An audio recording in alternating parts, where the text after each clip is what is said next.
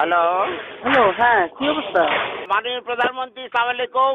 এখানে বিডিআরে বিদ্রোহ হয়েছে এবং আমার মনে হয় পরিকল্পিতভাবে এই সরকারকে হেয় করার জন্য করা হয়েছে এবং দাবি কিছুই নাই, শুধু যে আর্মি অফিসার চাই না বিডিআরে, আমার অফিসারদের সহ আমাদেরকে ঘেরাও করে গুলি করছে ওরা। আমাদের অস্ত্র নাই, এই জন্য আমরা জবাব দিতে পারছি না।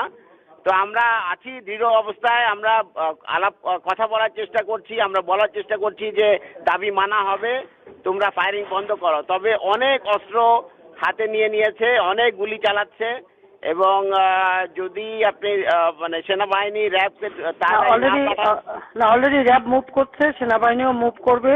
জি। আমরা এই মেসেজ ওখানে পৌঁছে যাওয়ার কথা যে র্যাব এবং সেনাবাহিনী র্যাব চলে যাবে ওই সেরকম ওই দিক থেকে তিন সাইড থেকেই লোক চলে যাবে, 3 গেট থেকেই লোক যাবে, আর্মিও যাবে, র্যাবও যাবে।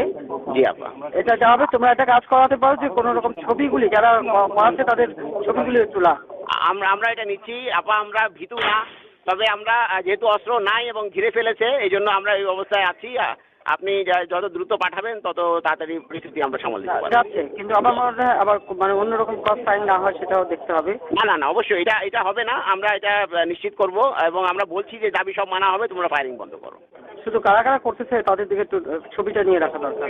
জি আপা, ও আসছিল গুলি করতে আমাকে, ও হয়তো সেই মুহূর্তে করতে পারে নাই, আমার একদম গায়ের মধ্যে টাকা দিয়েছে। জানা মতে ক্যাজুয়ালিটি হয়নি আপা, বাট হতে পারে, কারণ যে পরিমাণ গুলি চালানো হচ্ছে তাতে মনে হচ্ছে যে ক্যাজুয়ালিটি হতে পারে। আমি দেখি হেলিকপ্টার পাঠানোর চেষ্টা করছি। আর আমরা সাহস হারাচ্ছি না, আপনি দোয়া করবেন। জি, ট্রুপ যাচ্ছে এবং হেলিকপ্টার পাঠাচ্ছে। ধন্যবাদ।